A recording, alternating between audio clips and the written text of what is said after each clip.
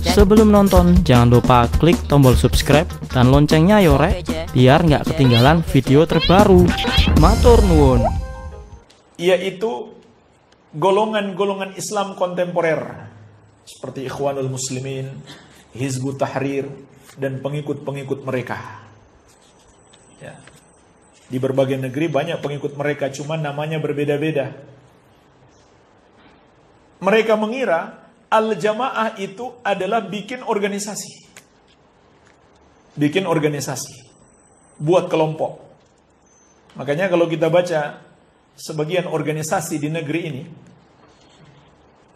di anggaran dasar mereka tertulis, mengapa buat organisasi? Karena syariat menyuruh kita berjamaah. Seperti salah satu organisasi di Makassar, pusatnya. Nggak tahu anggaran dasarnya sudah dirubah belum. Jadi, ini salah paham terhadap makna al-jamaah. Sehingga akhirnya apa? Orang yang masuk ke organisasi mereka lebih cinta kepadanya.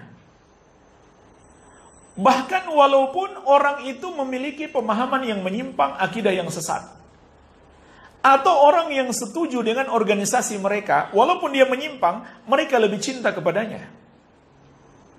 Daripada orang-orang yang memiliki akidah yang benar, yang mengikuti ahlus sunnah, yang tidak masuk dalam organisasi mereka dan tidak setuju dengan organisasi mereka.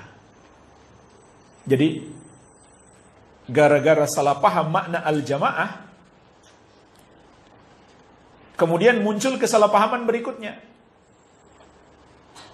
Yaitu mereka mengira Al-Jamaah itu bikin organisasi, mereka buatlah organisasi, lalu mereka membangun al-wala' wal-bara' di atas organisasi tersebut.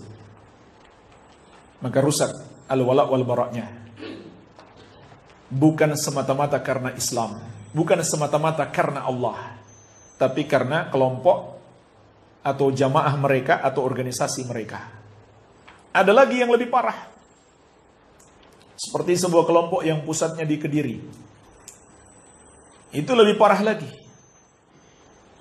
Yang keluar dari al-jamaah mereka kafirkan.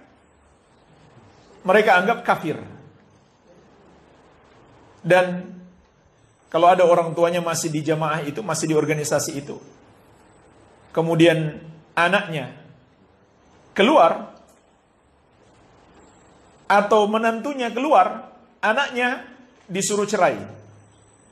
Sampai segitu karena sudah kafir. Jadi ini contoh dari kesalahpahaman al-jamaah, kemudian kesesatannya berkembang dan terus berkembang sampai pada tingkat pengkafiran. Dan mereka kemudian lebih taat kepada keputusan organisasi daripada keputusan negara. Ini yang terjadi pada sebagian organisasi, termasuk sebagian partai yang mengaku partai Islam. Mereka menganggap ulil amri adalah pemimpin organisasi. Kadang mereka buat istilah, mereka bilang misalkan nomor 1 datang. Bukan maksudnya pemimpin negara, tapi pemimpin organisasi mereka. Dia lebih mereka taati daripada pemimpin negara. Jadi mereka sudah seperti membuat negara di dalam negara. Membuat negara di dalam negara. Dulu ada, mungkin sekarang sudah nggak pernah kedengaran lagi. Namanya Negara Islam Impian. Disingkat jadi NII, sudah nggak pernah kedengaran lagi. Jadi sampai pada tingkat pengkafiran dan rusak al-wala' wal-bara'. Jadi ini semua salah paham makna al-jamaah. Al-jamaah itu bukan membuat organisasi atau membuat forum, gabungan organisasi, atau membuat kegiatan bersama, aksi bersama, kumpul bersama. Bukan itu makna al-jamaah. Al-jamaah itu adalah tunduk kepada pemerintah kaum muslimin, tidak melakukan pemberontakan, dan mengikuti jalan Rasulullah SAW dan para sahabat radhiyallahu taala anhum ajmain. Baik, Inilah jemaah sekalian yang dimaksud dengan al-jamaah. Ini penting sekali kita pahami, karena Nabi SAW mengabarkan dalam hadis ini bahwa ini adalah jalan kebenaran yang harus kita ikuti agar selamat dari kesesatan. Baik.